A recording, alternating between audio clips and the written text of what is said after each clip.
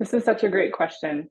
And I think parents have asked me this question multiple times during treatment and in the course of our journeys together. And I like to always focus on skills and strengths. From the beginning, when I work with children, I'm always pointing out ways that I see them show me that they're smart.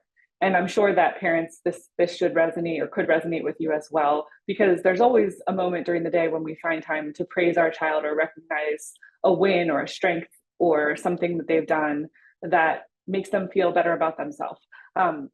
And we can praise things like successes that are visible and tangible. And we can also praise all the work that goes into working towards a success, even if we don't achieve it. Because for kiddos with a motor speech challenge, there are going to be a lot of things that they can't do yet, but that doesn't mean that they won't do it. So praising hard work, praising perseverance and strength in the face of challenges is really important. And particularly for children who are facing something like a motor speech challenge, that's going to make it challenging for them to communicate maybe for a little bit longer than we would like.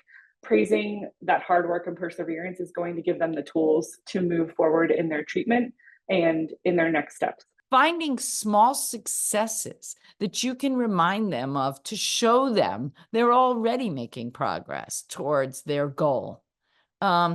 Be sure to highlight their strengths. One thing that I believe is that children can learn from a very young age some self-reflection and self-understanding and feelings on a topic.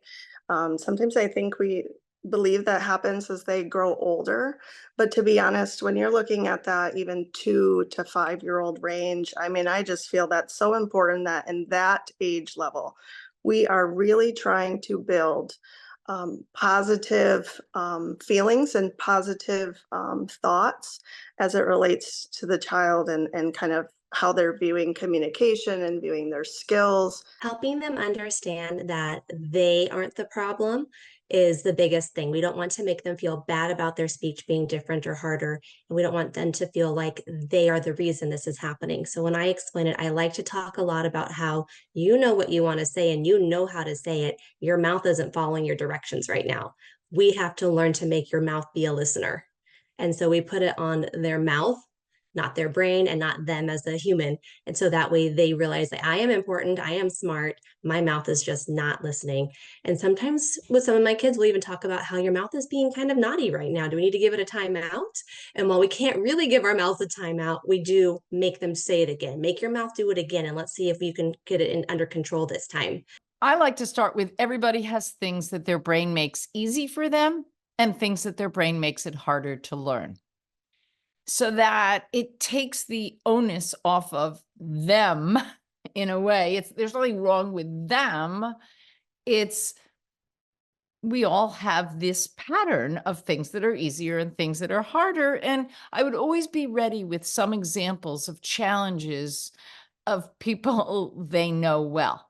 I always, like with kids, I draw a lot to make things visual for kids, and I am terrible at drawing. And I always talk about my brain doesn't make drawing easy for me. What I see in my head, I can't get down on the paper. To be very positive about the fact that these are things we work on. When we have differences or things that are hard for us, we work on them. In order to help a child build confidence and feel overall good about themselves and who they are, even having CAS as part of their profile, I would recommend using growth mindset as well as some other strategies to help them feel good about themselves. So for example, in a session here, which parents could use at home, when I notice something is hard for a child, I'll recognize it and say, I know this is hard. And then I'll follow up with something like, I know this is hard, but I also know you can do hard things. And then we might take a moment to talk about all the things that their brain is really, really good at doing. And then that their brain is working on their speech and they're getting better. And then sometimes, depending on the age of the child, I'd recommend sharing something about yourself that's been hard. I've done that in therapy sessions when appropriate with older children to let them know, hey, you're not alone. You might feel alone in that You might be one of your only friends going to speech therapy, but your friends might be working on other things. And here's what I work on as well. If they're old enough to understand, maybe find some Apraxia heroes, introduced to them virtually or in real life can be great. Asking your SLP if they can help make a connection with an older child can be helpful so that they can see that it may not always be this hard. Sometimes children learn well through books, introducing books. I know for us, being involved in the Apraxia Walk is just a really great way that we've met other people who also have communication differences, and just the child to know that they're not the only one. Same with summer camps. We also kind of have built that little support community for him. And I just feel like that has been really helpful. And just, books or however your child kind of best takes in information, just to kind of let them know, what is apraxia, how does it affect us, and that it's okay if we have differences in the way we communicate. Another situation that we had noticed in the past is that my son would really shut down when it came to adults in an educational setting, school SLP. I think he came to realize, even though he was little, that these are the people who might correct him. And so I think because of that, he really shut down and didn't feel comfortable communicating. He would at times just not communicate with them, or he would whisper. He just didn't have a good confidence in it. And so when we made the transition into preschool, it was something that was still going on a lot. And my daughter had asked him pretty point blank, brother, why don't you talk at school?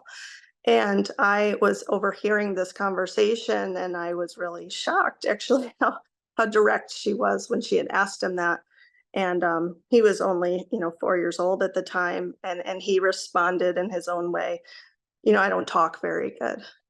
And so it was such a profound moment for me to really understand that even at the age of 4, right, he had that feeling, or that's how he felt about how he communicated, and that he didn't feel comfortable, even though we worked, right, with the team on building that supportive environment. And so it was a situation where I had to very directly kind of ask him about how he was feeling, why he felt that way. And I just really worked to validate to him that, like, just because you're working on your speech doesn't mean you're not good at it.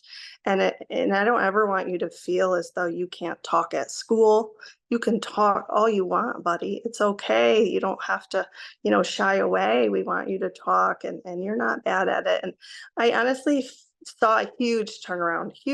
And we had dealt with that, for already a school term year. And it was just a situation where I think he needed that direct validation. I think he needed mom to say that to him, to, say it's okay, you do great, and to just kind of build that confidence. So that would be my advice, just even at any age, if you're starting the journey a little bit later, I don't think it's ever too late to kind of build some of that positive thoughts and feelings on embracing communication differences. So hopefully we can find lots of moments to praise successes and wins, no matter how small, and also praise all of the hard work that's going into achieving the next step for them, whatever that is.